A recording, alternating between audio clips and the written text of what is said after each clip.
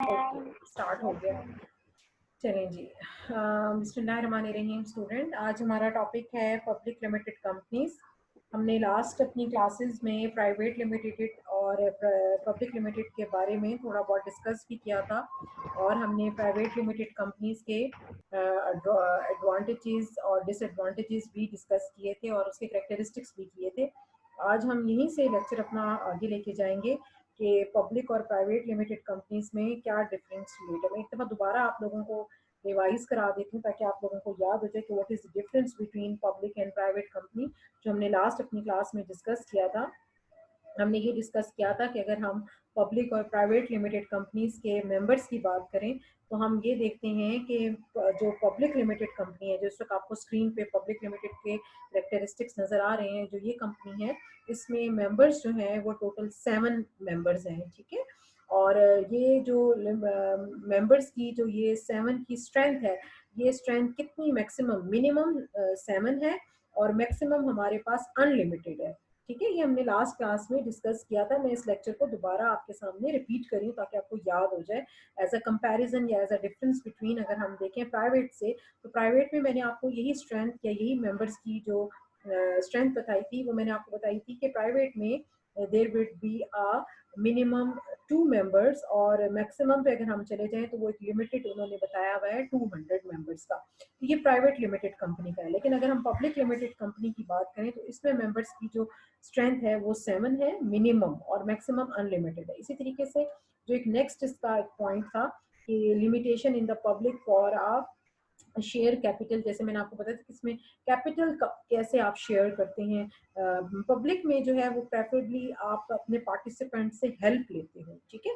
जैसे मैंने आपको एन एग्जांपल बताई थी कि एक बिजनेस ऑनर है, वो अपने बिजनेस को एक्सपेंड करना चाहता है। वो चाहता है कि उसके पास 10 लाख हैं और वो जब एक्सपेंड करना चाहता है तो वो चाहता है कि उसके पास इतना कैपिटल नहीं है। तो ही वांट टू कि वो अपना बिजनेस एक्सपेंड करे, तो वो चाहता है कि जो उसके शेयर होल्डर्स हैं वो उसके साथ एज अ पार्टिसिपेंट शेयर हो जाए। तो जो public, yes, anyone asking some question? Okay. जो पब्लिक लिमिटेड कंपनी है वो उसमें शेयर अपना पार्टिसिपेंट्स का आपस में होगा। लेकिन जो है आपका प्राइवेट लिमिटेड, जो हमने लास्ट क्लास में पढ़ा था, उसमें शेयर आपका पब्लिकली नहीं होगा। यानी कि आप पब्लिक लिमिटेड कंपनी में लोगों के साथ शेयर करेंगे, यानी कि आप अपने बिजनेस को एक्सपेंड करना चाहते हैं तो आप चाहेंगे कि जो आपके शेयर होल्डर्स हैं वो आपके बिजनेस में अपना शेयर करें, जिससे आपके बिजनेस में कैपिटल आएगा और आप अपने बिजनेस को एक्सपेंड करोगे। प्रेफरेबली पब्लिक में ये चीज होती है, क्योंकि मैंने आपको उस दिन बताया था ना कि पब्लिक कंपनी जो है वो आपकी खुद की कंपनी नहीं है। प्राइवेट आपकी खुद की कंपनी होती है, उसमें शेयर्स को लिमिटाइज करना जरूरी होता है। लेकिन पब्लिक क्योंकि गवर्नमेंट सेक्टर की कंपनी भी हो सकती है, इसलिए यहाँ पर आप प्रेफर करते हो कि आपको हेल्प चाहिए होती है अपने शेयर्स के लिए, अपने पार्टिसिपेंट्स की। अच्छा, नंबर ऑफ डायरेक्टर्स की हमने बात की थी। इस पब्लिक लिमिटेड कंपनी में देयर वुड बी 3 डायरेक्टर्स, ठीक है। और जो ट्रांसफर ऑफ शेयर, नेक्स्ट इसका पॉइंट है कि ट्रांसफर ऑफ शेयर्स की क्या स्ट्रेटेजी है। तो यस, जो पब्लिक लिमिटेड कंपनी है इसमें ये है कि आप अपने शेयर्स को इजीली ट्रांसफर कर सकते हैं। ये यानी कि ट्रांसफरेबिलिटी ऑफ इंटरेस्ट जो है वो आपका एक दूसरे से शेयर हो सकता है। थर्ड, इसमें एक और बात है, मैं इस वक्त स्लाइड से भी कुछ चीजें पढ़ी और कुछ चीजें मैं आपको जर्नल भी बता रही हूँ ताकि आपको दोनों चीजों में ये आए। नंबर ऑफ डायरेक्टर्स मैंने आपको बताए, फिर ट्रांसफर ऑफ शेयर्स मैंने आपको बताए, और नंबर 5 इसमें पॉइंट आ जाता है annual report. What is the annual report? तो पब्लिक लिमिटेड कंपनी में एनुअल रिपोर्ट जो है वो जरूर कंपल्शन है, कंपल्सरी है कि आपको आपको अपने बिजनेस की या अपनी कंपनी की एनुअल रिपोर्ट जरूर बनानी पड़ेगी। और वो आपको एनुअल रिपोर्ट जो है वो आपको स्टॉक एक्सचेंज में सब लोगों के साथ शेयर भी करनी पड़ेगी और सबमिट भी करनी पड़ेगी। और अगर हम उसकी बात करें, प्रॉस्पेक्टस की बात करें, एक होती है एनुअल रिपोर्ट, कि एनुअल रिपोर्ट में यह होता है कि आपका सालाना जो है या एनुअली जो है आपकी कंपनी ने कितना अप गया, कितना डाउन गया, कितने लोगों ने शेयर्स खरीदे, कितने लोगों ने शेयर्स नहीं खरीदे, इसके बारे में एनुअल रिपोर्ट में सारा कुछ उसके बारे में होता है। यानी कि कोई भी पर्सन अगर आपकी कंपनी में आना चाहता है, एज अ शेयर होल्डर आना चाहता है, तो एक नया बंदा जब कंपनी में आएगा तो जाहिर है कि वो कहाँ से आपके बारे में उसको पता चलेगा कि आपकी कैरेक्टरिस्टिक्स क्या है। तो आपको अपनी कंपनी के लिए हर साल एक एनुअल रिपोर्ट एस्टेब्लिश करनी पड़ेगी या पब्लिश करनी पड़ेगी, जिसमें आपके सारे अप एंड डाउन और आपके शेयर्स के बारे में कि कितना शेयर्स लोगों ने खरीदे, आपकी कंपनी की रेपो कैसे रही। तो इस चीज़ के बारे में आपको एनुअल रिपोर्ट ज़रूर बनानी पड़ेगी, ताकि उस बंदे को जो इस कंपनी को खरीदना चाहते हैं या इस कंपनी में अपने शेयर्स लगाना पड़ चाहता है, उसको आपकी कंपनी के बारे में पता चलता रहे। इसके अलावा लास्ट इसमें मैंने आपको बताया था प्रोस्पेक्टस का, ये प्रोस्पेक्टस बनानी जरूरी होती है। तो yes, it is also very compulsory. लेकिन प्राइवेट लिमिटेड कंपनी में ना ही एनुअल रिपोर्ट्स बनती हैं और ना ही उसमें there is no need of any prospectus, but in the public limited company there is a compulsory annual report, and there is a compulsory to submit a या to publish a prospectus, ठीक है। there is a compulsory to submit a annual report in a public limited company, and there is a compulsory to establish a prospectus। prospectus for what? prospectus means कि ये वो prospectus में वो form होता है, क्योंकि जब आपने अपने शेयर्स लोगों के साथ पब्लिकली ओपन करने हैं, तो वो आपके साथ किस तरीके से इंटर होंगे। वो इंटर इस तरीके से होंगे कि आप उनको prospectus देंगे, वो prospectus के थ्रू फॉर्म होगा, उस फॉर्म के थ्रू एक लाइगेशन, एक आपके पास उनकी लाइसेंस आ जाएगा, एक सर्टिफिकेट वो आ जाएगा, और वो सर्टिफिकेट के थ्रू जो है वो आपकी कंपनी में इंटर हो जाएंगे। तो प्रोस्पेक्टस का होना पब्लिक लिमिटेड कंपनी में it is very much essential, ठीक है। तो ये डिफरेंस आपको दोनों कंपनीज का पता होना जरूरी है। नेक्स्ट इसमें हम आ जाते हैं कि डिस्क्रिप्शन में, जैसे इस वक्त आपको आपकी स्लाइड पे नजर आ रहा है कि what is meant by description. Description का मतलब स्टूडेंट इसमें ये आ जाता है कि जो आपके हैं पब्लिक लिमिटेड कंपनी में, वो लायबिलिटीज आपकी क्या है कि आपके जो शेयर्स हैं वो डिस्क्रिप्शन में आपने ये बताना है कि पब्लिक लिमिटेड कंपनीज में you have to be share जो है वो आप अपना पब्लिकली ट्रेड करोगे, यानी कि आप अपने शेयर्स जो है वो लोगों के साथ शेयर करोगे, पार्टिसिपेंट आपके बिजनेस में इंटर हो सकते हैं। सेकंड इसमें पॉइंट है मैनेजमेंट का, कि मैनेजमेंट क्या करेगी। तो शेयर होल्डर्स जो है वो इलेक्ट करते हैं अपने डायरेक्टर्स को, ठीक है। जैसे हमने पब्लिक प्राइवेट लिमिटेड कंपनी में पढ़ा था कि मैनेजमेंट कैसे होती है, तो इसमें मैनेजमेंट बिल्कुल वैसे ही होगी कि जो आपके शेयर होल्डर्स हैं वो डायरेक्ट करेंगे, वो पॉलिसी बनाएंगे डायरेक्टर्स को सिलेक्ट करने के लिए या डायरेक्टर्स को अपॉइंट करने के लिए। तो डायरेक्टर्स जो है, शेयर होल्डर्स जो हैं वो इलेक्ट करेंगे डायरेक्टर्स को, और डायरेक्टर्स जो हैं वो सेट करेंगे पॉलिसी और वो अपॉइंट करेंगे अपने ऑफिसर्स को।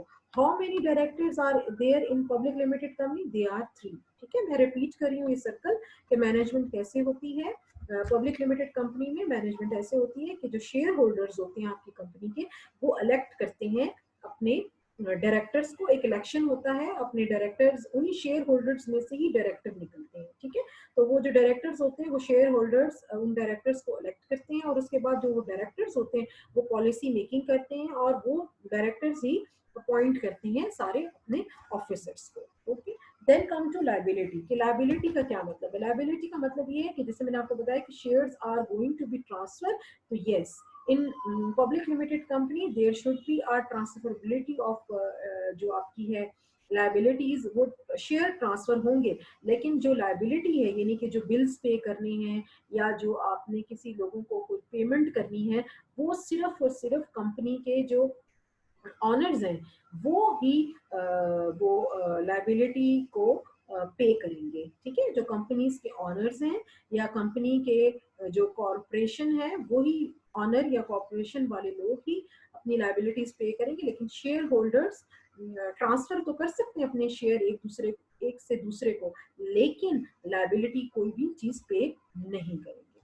थर्ड फोर्थ इसमें पॉइंट आ गया ड्यूरेशन, कि कंटिन्यूटी कितनी है इस कंपनी की, कब तक ये कंटिन्यूटी रहेगी। तो ये डिपेंड नहीं करती अगर ऑनर है या नहीं है। ऑनर चेंज भी हो सकता है, ऑनर ट्रांसफर भी हो सकता है। तो ड्यूरेशन इसकी अनलिमिटेड है कि आप इसको जब तक इस कंपनी को चाहें, जब तक कंपनी के इंटरेस्ट है, जब तक कंपनी चल सकती है, कंपनी में कैपिटल पड़ा है, कंपनी रोजाना उसमें काम कर रही है, कंपनी के पास इतना पैसा है कि वो अपनी लाइबिलिटीज को पे कर सकते हैं, तो वो ड्यूरेशन उसकी अनलिमिटेड है। फिर है ट्रांसफरेबिलिटी ऑफ इंटरेस्ट, जैसे मैंने आपको अभी बताया कि ट्रांसफरेबिलिटी है कि नहीं। तो yes, it is open for के शेयर होल्डर्स जो हैं they can openly traded between 1 and 2, वो ट्रांसफर भी कर सकते हैं अपने शेयर्स, और ओपन है कि शेयर्स आप पब्लिकली एक दूसरे के साथ शेयर करो।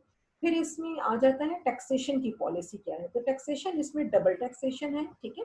कंपनी को इनकम टैक्स और जो है वो अपने शेयर होल्डर्स के थ्रू जो है ये डिविडेंड्स जो है वो डबल देने पड़ेंगे, क्योंकि कंपनी बड़ी होती है, पब्लिक लिमिटेड कंपनी ज्यादा लोगों की होती है, इसलिए टैक्सेशन की पॉलिसी भी as compare to corporatorship, as compare to partnership, as compare to franchise, इसमें टैक्स की पॉलिसी ज्यादा सख्त है और आपको डबल पेमेंट्स के साथ टैक्स को, यानी कि अगर एक जो सोलो प्रोप्राइटरशिप का बिजनेस जो पर्सन अर्न कर रहा है अगर वो 10% टैक्स पे कर रहा है, तो जब वो पब्लिक लिमिटेड कंपनी अगर में जाएगा तो वहां पर वो 20%, यानी कि इट शुड बी डबल।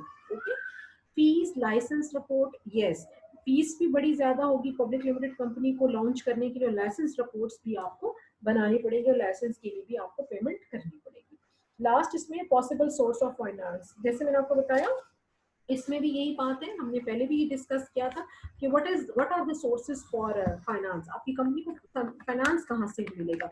मैंने आपको जैसे बताया था कि सप्लायर्स होते हैं, बैंक्स होते हैं, आपके ऊपर लीजिंग के ऊपर आप कंपनीज हायर करते हो, गवर्नमेंट ग्रांट्स आपको मिलती हैं, लोन्स मिलते हैं।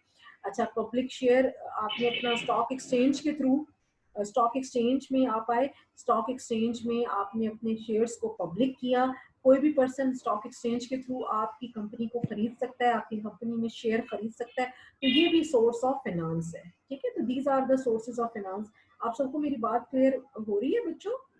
Are you getting my points? Yes, ma'am. Yes, ma'am.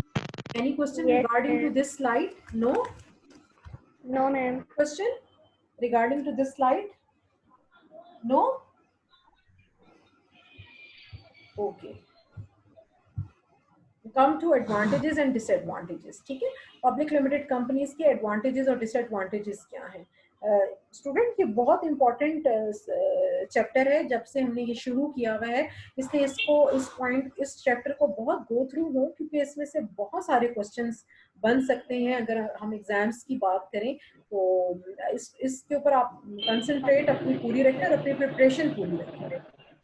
ये किसका माइक है जो ओपन है? Please mute your mic. someone have the issue, someone have कि उसका माइक ओपन आ रहा है, please mute your mic. Okay, इसमें एडवांटेजेस देखिए, what are the advantages? Number 1, essentially those of a private company plus, what does it mean? Essentially those of private company must plus, इसका अगर हम देखें कि इसका एडवांटेज में अगर ये बात आ रही है, क्या आ रहा है कि अगर हम एडवांटेज देखें, जो हमने प्राइवेट लिमिटेड कंपनी के एडवांटेजेस देखे थे, हमने इसमें एडवांटेजेस देखे थे कि शेयर होल्डर्स के ऊपर जो है वो कोई भी लाइबिलिटी नहीं है कि वो कोई भी पेमेंट नहीं करेंगे। तो बिल्कुल इसी तरीके से पब्लिक लिमिटेड कंपनी की भी यही एडवांटेज है कि उसके जो शेयर होल्डर्स हैं उनको उनको कोई भी किसी भी किस्म के लाइबिलिटीज को पे नहीं करना पड़ेगा, ठीक है। और वो सिर्फ और सिर्फ अपना शेयर कैपिटल कर सकते हैं, और अगर कोई कंपनी को फायदा होगा, प्रॉफिट होगा, तो वो सारे शेयर होल्डर्स के साथ वो फायदा शेयर होगा, और कोई भी लाइबिलिटी उन्होंने पे नहीं करनी, यानी कि बिल्स वगैरह पे नहीं करें। जिसकी वो कंपनी है वही इस कंपनी के बिल्स या जो भी चीज खरीदेगा उसकी लाइबिलिटी सिर्फ वो कंपनी का ऑनर ही पे करेगा। तो ये एक प्लस पॉइंट आपने प्राइवेट लिमिटेड कंपनी में पढ़ा था, तो पब्लिक में भी यही प्लस पॉइंट है। दूसरा इसमें ये है कि लीगल आपको जो है वो आपको आपकी आइडेंटिटी मिलेगी, एक सेपरेट आपकी लीगल आइडेंटिटी होगी। पब्लिक में भी यही बात है कि आपकी सेपरेट लीगल आइडेंटिटी है, और आपकी एक अपनी लीगल पोजीशन है, और आपके जो प्रॉफिट्स हैं, आपके जो नेट प्रॉफिट्स हैं, आपको वो सारे के सारे आपके शेयर होल्डर्स के साथ शेयर होंगे। तो ये चीज़ इसमें ज़्यादा है कि आपका लीगल स्ट्रक्चर होगा और आपकी लीगल आइडेंटिटी होगी, और ये अथॉरिटी भी आपकी अपनी होगी कि आपका अपना कंट्रोल होगा अपनी कंपनी के ऊपर। तो ये सब चीज़ें तो आपकी वैसी की वैसे ही हैं जैसे हमने प्राइवेट लिमिटेड पढ़ी थी, तो बिल्कुल ऐसे ही एसेंशियली वही पब्लिक लिमिटेड के भी फायदे हैं। सेकंड, इसमें एक और फायदा है कि increased potential for raising finance, by share issues to the public and through other financial investor. जैसे मैंने आपको बताया अभी थोड़ी देर पहले कि what are the sources for financing your company. इसमें मैंने आपको बताया कि फाइनेंशियल इन्वेस्टर्स का क्या मतलब है, यानी कि बैंक्स हो गए वो आपको लोन दे सकते हैं। इसमें आपको जो है वो बैंक हो गए आपको लोन दे सकते हैं। इसमें आपके जो वो हैं सप्लायर्स हैं जो आपकी कंपनी को खरीदेंगे, वो भी आपको इसमें शेयर दे वो भी आपके साथ अपना कैपिटल शेयर कर सकते हैं, वो भी आपके बिजनेस को फाइनेंस कर सकते हैं। तो ये सब चीज़ें जो हैं वो आपके इसके साथ आ जाती हैं।